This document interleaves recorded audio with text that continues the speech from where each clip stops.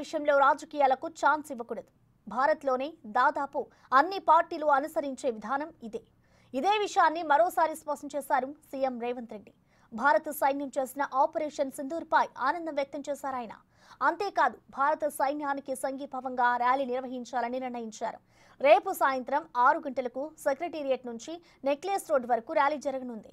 ఈ ర్యాలీలో సీఎం రేవంత్ రెడ్డితో సహా మంత్రులు కూడా హాజరవుతారు. ఈ సమయంలో దేశ సైన్యానికి తోడుగా ఉన్నామనే మెసేజ్ పంపాలనేదే సీఎం ఆలోచన.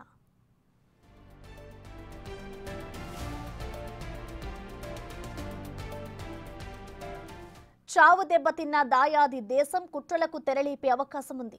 ఉగ్రదాడులు కూడా జరిగే అవకాశం కూడా లేకపోలేదు. అందుకే అత్యవసర సర్వీసులు అందించే ఉద్యోగుల సెలవులు రద్దు చేస్తున్నట్లు సీఎం రేవంత్ ప్రకటించారు. ఉద్యోగులు అంతా అందుబాటులో ఉండాలని ఆదేశించారు. విదేశీ పర్యటనలు ఉంటే రద్దు చేసుకుని మంత్రులు, ఉన్నతాధికారులంతా అందుబాటులో ఉండాలని చెప్పారు సీఎం.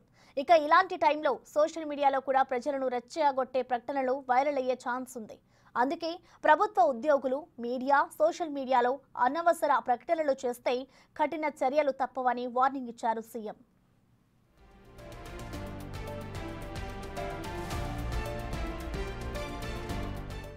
అనధికారికంగా నివసిస్తున్న పాక్, బంగ్లాదేశీయులను తక్షణమే అదుపులోకి తీసుకోవాలని పోలీసులకు సూచించారు. శాంతి భద్రతలకు భంగం కలిగించే వారిపైన కఠినంగా వ్యవహరించాలని ఆదేశించారు రేవంత్.